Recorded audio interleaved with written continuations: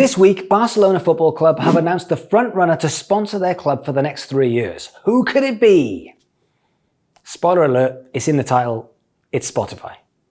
Duh. Whilst this sponsorship deal will bring millions of pairs of eyes and attention from around the world onto Spotify, this is a terrible move from Daniel Ek and Spotify, so let's look at why. The Barcelona Spotify sponsorship deal is reportedly worth around $300 million for the next 3 years. However, that could go to well above $700 million if it carries on longer than that. The deal involves shirt sponsorship, both male and female, and training shirts, as well as renaming the famous Camp Nou, the new camp, into the Spotify Camp Nou. So it will effectively be the Spotify Stadium. Now, this news comes just weeks after Spotify announced that they want to cut songwriters' royalties by 30% for the next 5 years. Meanwhile, they want to invest $300 million into a football stadium. Now, before we go into why this is such a horrible move for Daniel Ek and Spotify, I understand that this is a business, and therefore Spotify needs to grow. And for me, the Joe Rogan deal was a brilliant move, because marketing 101 is improve the product, and therefore more people will want to come and use that product. Bringing Joe Rogan across to Spotify is big leverage, and it's going to make more people come and sign up. Then the advertising around Joe Rogan's podcast is going to easily pay for Joe Rogan and a bunch of more podcasters to build that arm of Spotify. Makes complete sense from a business perspective. And Spotify has continued to grow, which it needs to do. In fact, in the last quarter of 2021, Spotify grew by around 5%, which is about 8 million new premium members. But here's the problem with this deal. Spotify is a music company and Barcelona is a football company. And Spotify, they don't have an awareness problem. They have a perception problem. Not many people are going, what the hell is Spotify?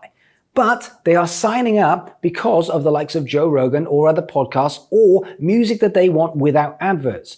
The problem isn't with awareness. The problem is with perception. And more people from around the world are waking up and realizing that musicians are getting the raw end of the stick when it comes to Spotify. Now, I understand that back in the day, Daniel Ek rode in on his white horse and did battle with the likes of Napster and other pirating companies. But that was a long time ago. And right now, Spotify is one of the lowest royalty payers out of all of the DSPs.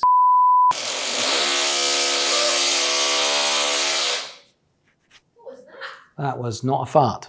Guys, quick interruption. You're clearly releasing music and serious about getting results. So have you checked out DK Music Business Academy? It's got over 50 hours worth of courses, including the Roadmap to 1 Million Streams course. What have you got to lose? 7-day free trial, links in the description. Let's crack on with the video. We have heard for so long that Spotify cannot afford to pay more songwriting royalties, and Spotify has been losing money. And we understand that Spotify is a business and it needs to invest, and marketing and advertising is a huge part of that growth. Therefore, spending that billion or 2 billion a year to grow is a big part of that. The problem is the synergy between Barcelona Football Club and the music industry. There isn't any, and this goes to show that this is a vanity project. This is all about ego for Daniel Ek and his love for football. Also, Barcelona is in Spain, and Spain's not exactly an emerging market for Spotify. After all, Spotify's been there for 12 years and is the market shareholder in the country. Now, it would be unrealistic to think that you could take that money, divvy it up, and send it to all the musicians and artists on Spotify, and it wouldn't go very far anyway. But while Spotify have to advertise and market in order to grow, they can do it in a way that does look after artists and musicians like you. Instead of using that money to build his own ego via football, what Daniel Ek could do is he could invest in music education. He could invest in schools and colleges across the world, including in up-and-coming areas or emerging markets for Spotify. Think of how many instruments or home studios that money could build, inspiring a whole generation of new artists and new musicians. Or what about Spotify grants like the Prince's Trust or PRS? Money that could be used for less fortunate musicians to go and record or go and rehearse. Therefore, again, building more of the product that's going to be featured on the platform. Maybe Spotify studios or even Spotify rehearsal studios in towns or cities, a bit like YouTube Studios has, where once you get to a certain subscribership, you can use the facilities. Or probably the most obvious answer is Spotify venues, whether they're bought and built as new venues or whether they're sponsored and certain nights are taken over as a Spotify night so that new up-and-coming artists can cut their teeth.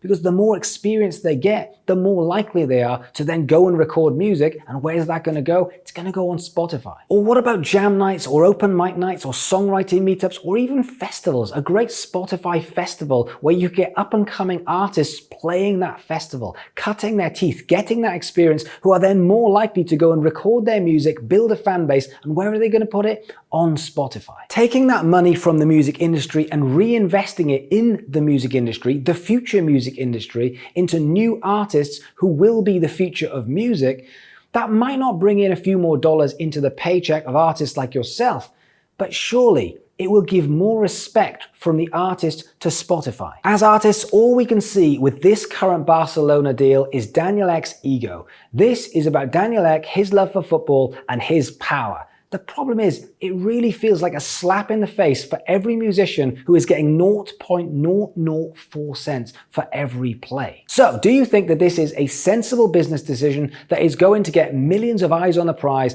and a load of new premium members for Spotify? Or, like me, do you think that this is Daniel Ek's ego just jumping out one more time, and this is a slap in the face for musicians because that money could be used to grow Spotify whilst doing the right thing for artists and musicians like yourself? Let me know in the comments below. Also, do me a favor, hit that like, come and subscribe to the channel because we're doing this all the time. Otherwise, have a good one, leave a comment, see you soon.